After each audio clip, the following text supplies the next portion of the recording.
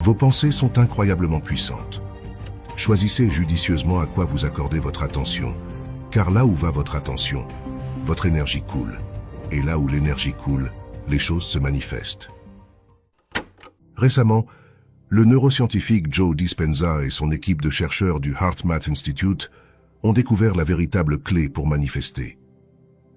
Depuis 1991, le HeartMath Institute, une organisation caritative spécialisée dans la recherche et l'éducation, a mis au point à partir de ces recherches des outils scientifiques fiables permettant de faire le lien entre le cœur et le mental. Ce qu'ils ont alors découvert est surprenant. Le fait est le suivant.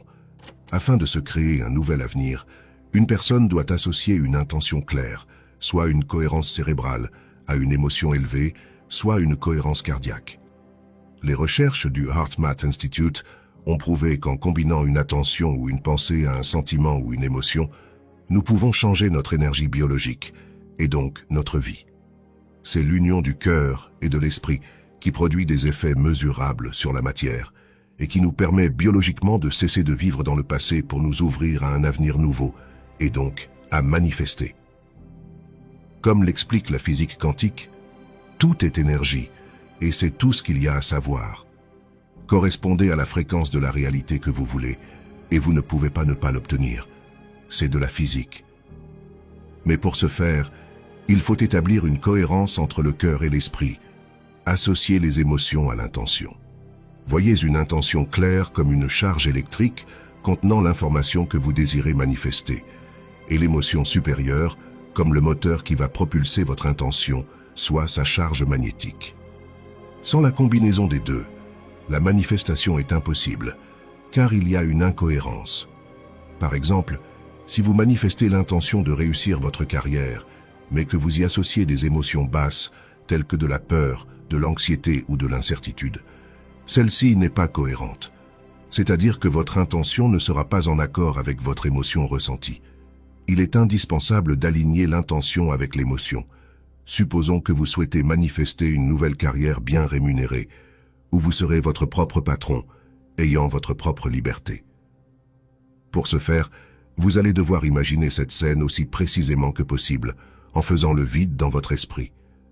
Vous devez vous détacher de votre « moi d'avant », donc de votre identité, de tous ceux qui vous rattachent à votre passé, et vous concentrer uniquement sur le moment présent. Dans cet instant présent, vous allez pouvoir faire revenir à vous toute votre attention, afin d'imaginer pleinement votre futur désiré, donc votre carrière bien rémunérée, en étant libre et heureux. Maintenant, lorsque vous imaginez cette scène, et c'est le point le plus important, vous allez devoir ressentir les émotions y étant associées. C'est-à-dire qu'avant même que la scène se manifeste dans votre vie, vous devez au préalable avoir déjà ressenti les émotions y étant associées, comme si vous l'aviez déjà acquis.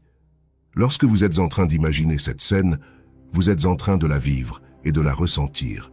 Et ce point-là est extrêmement important, puisque ce sont ces émotions supérieures, soit la joie, la gratitude et la liberté, qui vont rendre cohérente votre intention. C'est comme si le fait de l'avoir imaginé pleinement, tout en ayant ressenti les émotions y étant associées, avait envoyé un signal cohérent contenant votre information, soit votre intention, et qu'elle était déjà plus ou moins réalisée, et que maintenant, ce ne sera qu'une question de temps avant qu'elle ne se manifeste. Il faut savoir que la visualisation est l'un des principes les plus puissants. Écoutez les interviews de nombreux millionnaires ou personnes ayant réussi dans d'autres domaines, vous verrez qu'une très grande majorité d'entre eux manifestent en permanence. Certains le font naturellement, sans même en avoir conscience, et d'autres le pratiquent consciemment. Mais dans tous les cas, chacun manifeste à sa manière. Visualiser un objectif et y ressentir les émotions y étant associées à l'avance, c'est réussir. Un cerveau cohérent et un cœur cohérent, c'est donc tout ce dont vous avez besoin pour manifester. Maintenant, voyons plus en profondeur comment ce processus fonctionne et comment cela est possible. En 1991, le docteur Andrew Armour, un chercheur et médecin canadien, a démontré que le cœur est doté d'une activité mentale propre. Il contient un système nerveux composé de 40 000 neurones qui fonctionnent indépendamment du cerveau.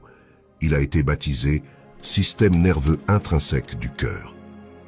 Alors, quand le cœur devient cohérent, il agit en tant qu'amplificateur et envoie par le biais des voies afférentes des informations cohérentes au cerveau, plus précisément au thalamus, qui synchronise le néocortex et les centres cérébraux chargés de la survie. En bref, cela signifie que si votre centre cardiaque est ouvert, il enraye les centres de survie du cerveau.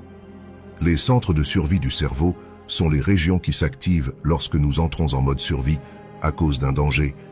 C'est ce sentiment d'anxiété, de stress et de peur. Lorsque notre cerveau entre en mode survie, parce que nous nous mettons à stresser, eh bien il se met à libérer des substances chimiques telles que l'adrénaline et le cortisol, ceux qui nous ancrent dans la matière, donc nous empêchent de réfléchir, rétractent nos pupilles et augmentent notre afflux sanguin afin que nous puissions faire face aux dangers. Lorsqu'on est en mode survie, notre corps puise énormément d'énergie et la mobilise pour la survie.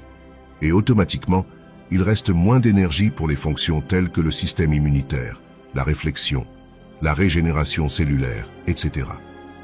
Bien que ce mode survie puisse même être bénéfique à court terme, pour fuir ou combattre un prédateur par exemple, ou survivre à un danger imminent, cela peut créer de nombreux problèmes lorsqu'il dure à long terme et ne retrouve pas son équilibre.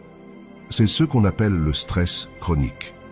Et c'est justement ce qu'un grand nombre de personnes souffrent actuellement dans la société.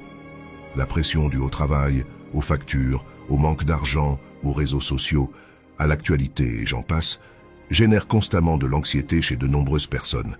Et le problème, c'est que cela bouleverse la biologie intégrale du corps, rendant le corps et l'esprit incohérents et en alerte constante. Ainsi, un esprit et un corps stressés libèrent constamment des hormones de survie, épuisent constamment de l'énergie, laissant ainsi moins d'énergie pour créer, manifester et rendant également le cœur et le cerveau incohérents, ce qui empêche la manifestation de se faire. Le but n'est donc pas de ne plus jamais stresser, mais de supprimer ce stress chronique dû à nos pensées. Ce sentiment d'anxiété provient généralement de deux choses principales. Le fait de vouloir prédire un avenir prévisible, soit anticiper comment va se passer un examen, un entretien d'embauche ou une rencontre. Et le second fait est de repenser à un souvenir familier et de se le réimaginer en boucle constamment. Lorsque vous faites cela, vous vivez dans le passé. C'est-à-dire que vous vous servez de votre passé pour essayer d'anticiper l'avenir. De même, vous ressassez le passé et vous empêchez donc de vous créer un nouvel avenir. La clé ici est de se concentrer sur le moment présent, apprendre à se détacher de son moi d'avant, de ses souvenirs d'avant, et de laisser le passé là où il est, afin de focaliser toute votre attention sur l'avenir que vous souhaitez obtenir. C'est cette image et ces émotions liées à cet avenir que vous devez ressentir.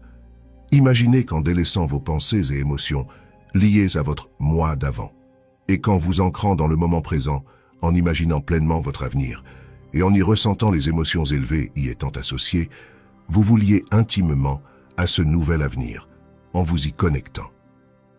Voyez cela comme une graine que vous semez, qui va germer, et qui avec le temps vous donnera son fruit, soit votre avenir idéalisé. Pour en revenir au cœur, et plus précisément sur le fait que lorsque votre centre cardiaque est ouvert, il enraye les émotions de survie.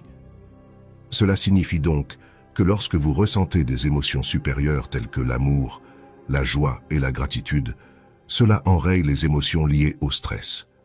Si vous ressentez de l'amour, vous ne pouvez donc pas ressentir de stress. Ce sont les pôles opposés de la même chose. De même que la peur et le courage, vous ne pouvez pas avoir peur et en même temps être courageux, car ce sont les pôles opposés de la même chose. De même que le chaud et le froid sont les pôles opposés de la température. En soi, lorsque vous apprenez à ressentir de l'amour, de la joie et de la gratitude, en ressentant et en vivant pleinement votre avenir dans vos pensées, vous enrayez la partie du cerveau liée au sentiment de stress. En apprenant consciemment à ressentir de la joie pour un événement futur, vous modifiez votre biologie interne. Et de même, vous faites croire à votre cerveau que vous vous trouvez dans un environnement joyeux. Celui-ci se met donc à libérer des hormones du bien-être, telles que la sérotonine et l'endorphine, et concentre davantage votre énergie sur la défense immunitaire, la régénération cellulaire et la guérison.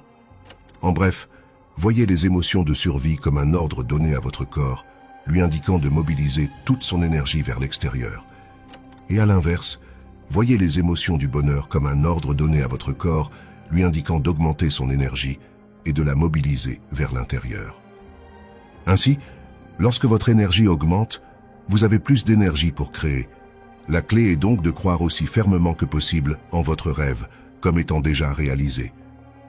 Une personne aura beau se répéter « je suis courageux », si au fond d'elle elle éprouve de la peur, son affirmation ne pourra jamais le tromper, car le tronc cérébral, c'est-à-dire le système nerveux autonome, soit la partie inconsciente du corps, ne sera pas impacté et que ses efforts ne serviront à rien.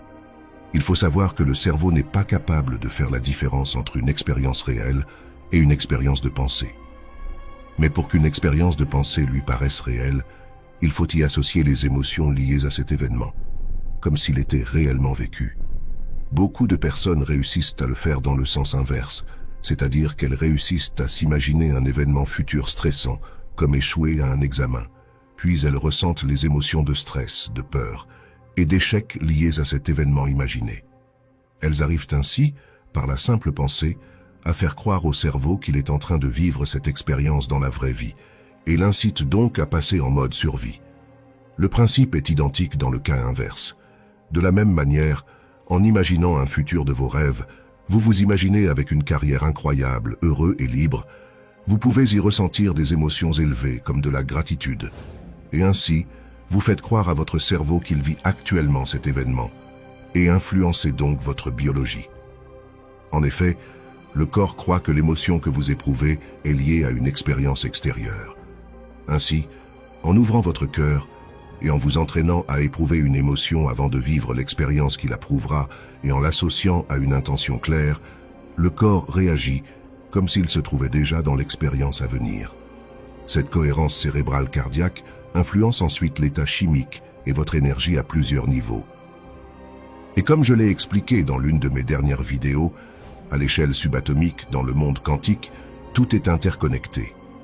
Notre cœur, notre cerveau et notre environnement sont constitués d'atomes, eux-mêmes composés à 99,9% d'énergie. Et c'est cette énergie commune, interreliée, qui permet d'établir un lien entre l'intérieur et l'extérieur, ce qui permet la manifestation.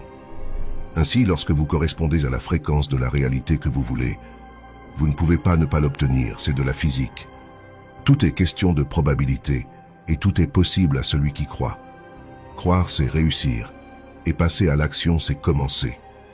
Si vous souhaitez savoir comment vivre de votre passion, j'ai récemment décidé de vous partager toutes mes connaissances acquises à travers une formation dans laquelle je vous explique intégralement comment lancer une chaîne YouTube à succès pour commencer à générer vos premiers 2500 € par mois, sans connaissances requises. Le lien est disponible dans la description. Et je vous dis à tout de suite dans une prochaine vidéo.